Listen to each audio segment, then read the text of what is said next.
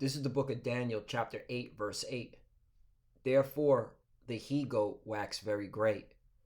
And when he was strong, the great horn was broken, and for it came up four notable ones toward the four winds of heaven. Verse 9. And out of one of them came forth a little horn, which was exceeding great, toward the south, and toward the east, and toward the pleasant land. Verse 10. And it waxed great, even to the host of heaven, and it cast down some of the hosts and of the stars to the ground, and stamped upon them. Brakata Yahweh, Brakata Yahweh Shai, Brakata Yahweh, Brakata Yahweh Shai. Yahweh is the name who the world ignorantly calls God, and Yahweh Shai is his son who the world ignorantly calls Jesus Christ. First and foremost, I want to give all praises and all glory to Yahweh Ba'ashem, Yahweh Shai Ba'ashem, Rakah Kodash. Double honors to the apostles of Great Millstone who rule well and taught us this truth. They are the true teachers for the nation of Israel on earth today.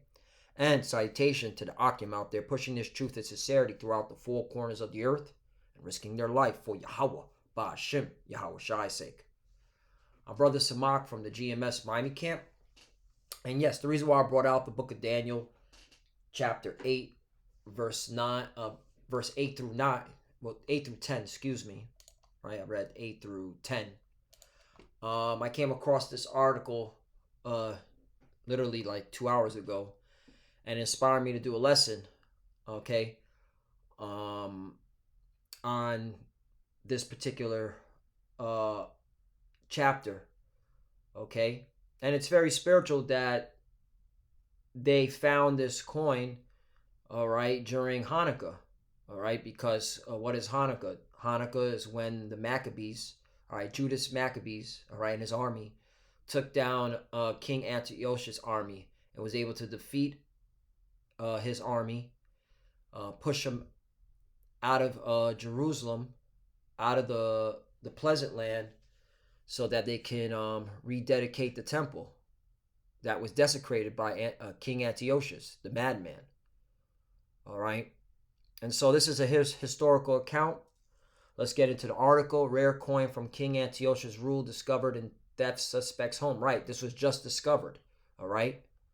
Which goes to show you that, the Lord is speaking, It's very spiritual that they found this coin during the time of Hanukkah. All right.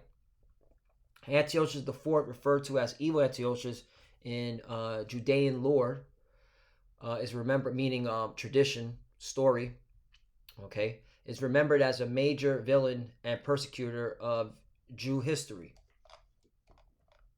An ancient coin of Antiochus IV, the Greek ruler known as Antiochus the Evil and king during the rebellion of the Judean Maccabees, was discovered Tuesday after Israel Antiquities Authority raided the home of a man who was accused of pillaging artifacts in a protected area of Kiryat Shemona. The coin, dating back to 169 and 164 BC, was discovered in the house of a suspect after he was caught walking around Ramat Maneshe, a protected archaeological site, with a metal detector. After searching the suspect's home, authorities discovered the rare coin among a trove of ancient coins, artifacts, digging tools, and metal detectors. All right, so they just found this, okay, today. November 23rd. Antiochus IV is remembered as a major villain and persecutor in Judean history, known as Antiochus the Evil. In Judean texts associated with Hanukkah, you see, his policy signaled a departure from the previous ruler's tolerance of Jews to policy that persecuted the Judean population, which eventually led to the Maccabean revolt in 167 BC. Right, and you can read that revolt where we defeated Antiochus' army. Who was his general? Lysias? In fact, let me see if I can find the account right here. I have it up. This is First Maccabees chapter 4, which proves that the Apocrypha, the Maccabees, belongs with the Bible. Okay, And that correlates with Daniel chapter 8, verse 8 through 10. Okay, with the whole history of Antiochus Epiphanes. All right, that historical account.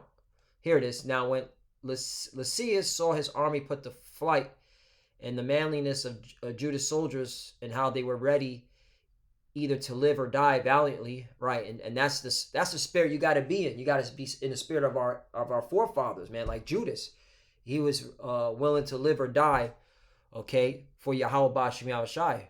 All right. He went into Antiochia and gathered together a company of strangers. Having made his army greater than it was, he proposed to come again into Judea. Then said Judas and his brethren, behold, our enemies are discomfited. Let us go up to cleanse and dedicate the sanctuary. All right, so there you go. So it was Lysias that got defeated, and he was the one of the top generals to Antiochus Epiphanes' military, and he got defeated by Judas Maccabees. All right, so and all praises to Yahweh Bashim Yahushai. You know that we understand this history. Okay, now I find it very interesting that even in the blue letter commentator David Guzak, all right, it says this is the breakdown of Daniel chapter 8 start. I'm just going to go to the 8th verse. It says after the Alexander the Great's reign, the Greek Empire was divided among 4 rulers. In place of it, 4 notable ones came up. The 4 rulers of the Greek Empire after Alexander ruled their own dominions, and not the entire empire together, came up toward the 4 winds of heaven. Alexander did not divide the empire among his 4 generals himself. The 4 leading generals divided among themselves by force after its death. The 4 generals were Cassander, ruling over Greece and its region; Licinius, ruling over Asia Minor; Seleucus, ruling over Syria and Israel's land, the pleasant land. Okay, where it says, let's go back. Daniel chapter 8 verse 9, and out of one of them came forth a little horn. That's talking about Antiochus Epiphanes, which we're going to go back and it's going to say it, which waxed exceeding great toward the south and toward the east and toward the pleasant land. You see? 10, and it waxed great, even the host of heaven. All right, and who's the host of heaven? All right, it's talking about the Israelites. And it cast down some of the hosts and the stars to the ground and stamped upon them. Right. All right, because this is when Antiochus came into Judea, all right, and desecrated the holy place, okay, and killed a lot of our people. All right, and it's going to say it in here. It says, the male goat grew very great. The greatness of Alexander's empire was not only in vast dominion, but also in its cultural power. Right, that's where you have the Hellenistic period. All right, this is where you get, okay, when Paul says there's not a difference between Jew or Greek. All right, because the Hellenistic period Hellenized a lot of our people. They conformed, they were assimilated to the Greek customs.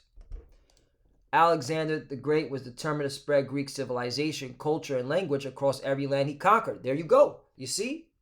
All right, we have the truth. And this is what we push out through the spirit and power of Yahweh Bashim Yahushai. As God guided history, he used Alexander's passion to spread Greek culture to prepare the world for, now this is off, all right? Because in the first Maccabees, where is it at? You know what? First Maccabees, it says, and it happened after Alexander, son of Philip, the Macedonian, who came out of the land of Chittim and had smitten Darius, king of the Persians and Medes, that he reigned in his stead the first over Greece. 2, and he made many wars and won many strongholds and slew the kings of the earth.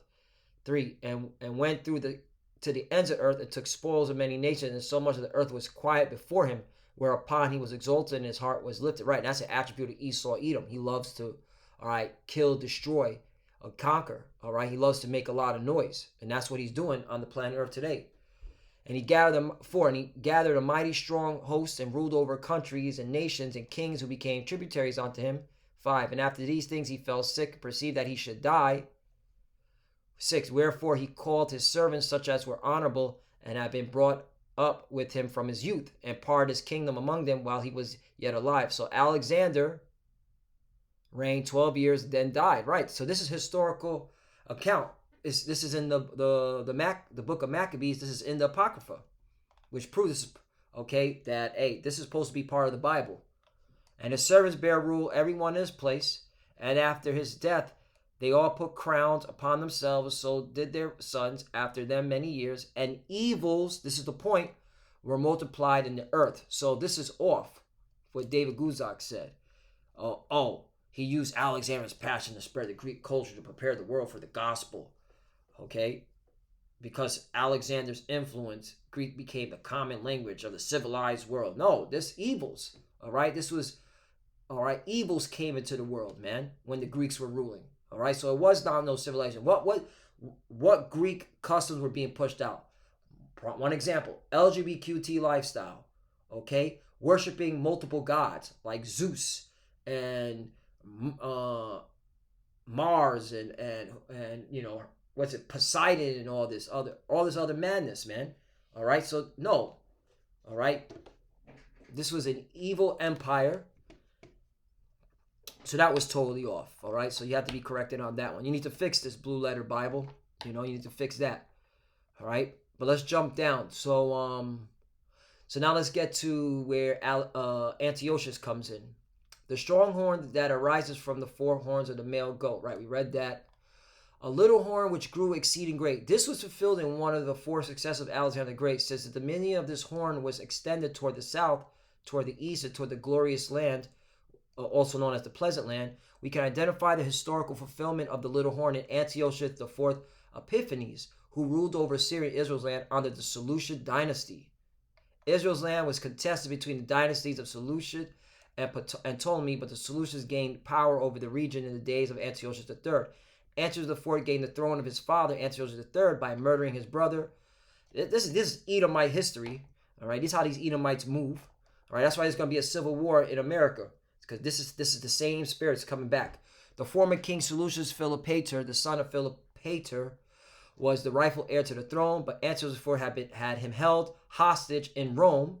Oh man, this goes back to First Maccabees. So the Blue Letter Bible got some good historical information here. You know, they're on point. So look, First Maccabees chapter 1, we're going to continue on. 8, and his servants bear rule, everyone in his place. 9, and after his death, I read that. So jump down to 10. And there came out of them a wicked root, Antiochus, surnamed Epiphanes, son of Antiochus the king, who had been in hostage at Rome, and he reigned 137 years of the kingdom of the Greeks. All right, so there you have it. You know, hey, he was on point with this historical account. Antiochus IV legitimized his rule mainly through flattery and bribery, typical Edomite shit. Antiochus IV assumed the title Epiphanes, meaning illustrious, and alluding to deity. Right, he wanted to make himself a god. The ancient Jews twisted his name to Epimanes, meaning madman. Okay, the glorious land in Hebrew, the same term was used for the land of Israel. Yep. He even exalted him as the. Okay, did I go far?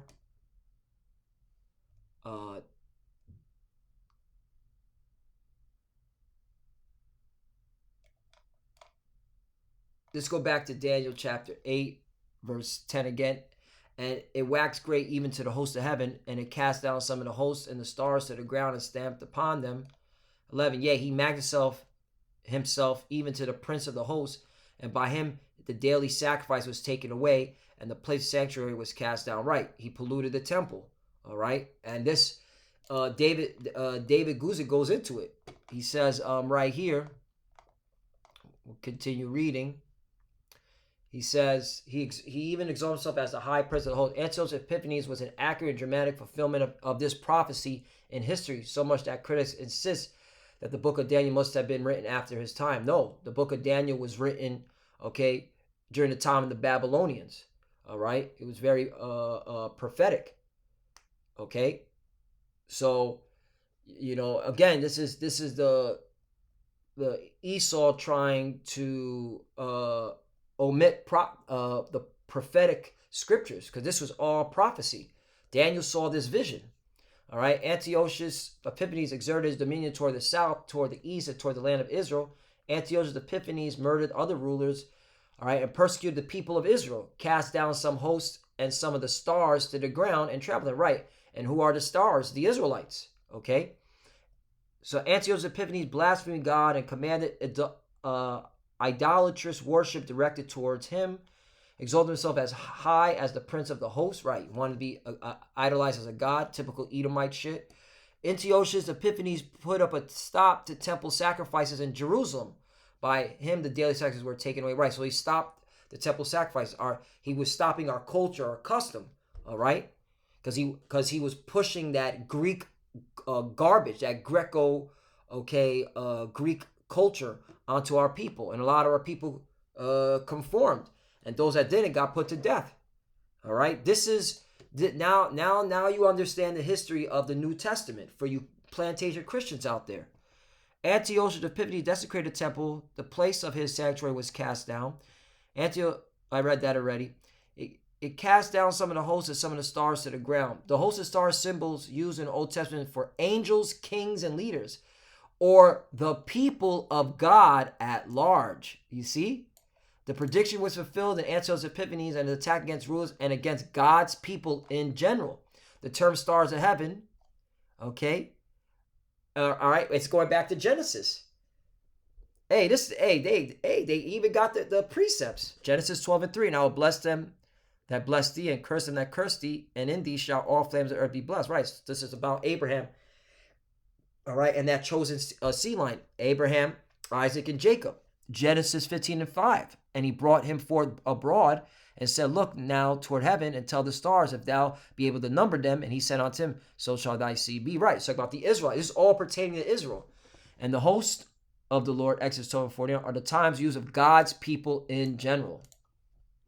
There you go. And trampled them down. Antiochus was a famous persecutor of the Judean people. He wanted them to submit to Greek culture and customs and was more than willing to use murder and violence to compel them.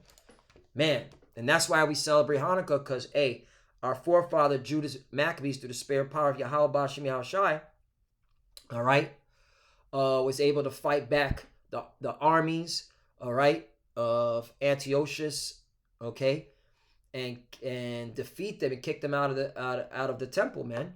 All right, and we had a celebration for 8 days because this man was ruthless. This man was a sicko. Antiochus' suppression of Jews came to a head in December of 168 BC when he returned to defeat from Alexandria. He ordered his generals to seize Jerusalem on the Sabbath. There he set up idols of Zeus and desecrated the altar by an offering of swine and sprinkling the pig juice in sanctuary. Sacrifice stopped because the temple was desecrated. You see that? So that goes according to what I just read. All right, in Daniel chapter 8, verse 11. Yea, he magnified himself even to the prince of hosts, and by him the daily sacrifice was taken away, and the place of his sanctuary was cast down. 12. And a host was given him against the daily sacrifice by reason of transgression, and it cast down the truth to the ground, and practiced and prospered. Okay, so this is the account, man. All right, and then our people. Let's go back to First Maccabees chapter 10. 11. In those days went there out Israel wicked men, who persuaded many, saying, let us go and make a covenant with the heathen that are round about us, for since we departed from them we have had much sorrow. All right, and that's why you have a lot of our people, all right, that assimilated to that Greek culture, all right, Hellenized, the Hellenistic period, all right. And that's why you have Hellenized Jews, okay. So this device pleased them well. Then certain of the people were so forward herein that they went to the king, which gave them license, meaning permission to do after ordinances of the heathen. Whereupon they built the place of exercise at Jerusalem according to the customs of the heathen. Right. gym, okay? And what were they doing in the gym? Running around naked, all right? Weirdo shit, okay? This is all of Greek culture. That's why the Lord is against the Greek culture, okay? And that proves that the Greek culture was not civilized, all right? For you clowns here in America that want to uplift the Greek society. And made themselves uncircumcised and forsook the holy covenant and joined themselves to the heathen and were sold to do mischief.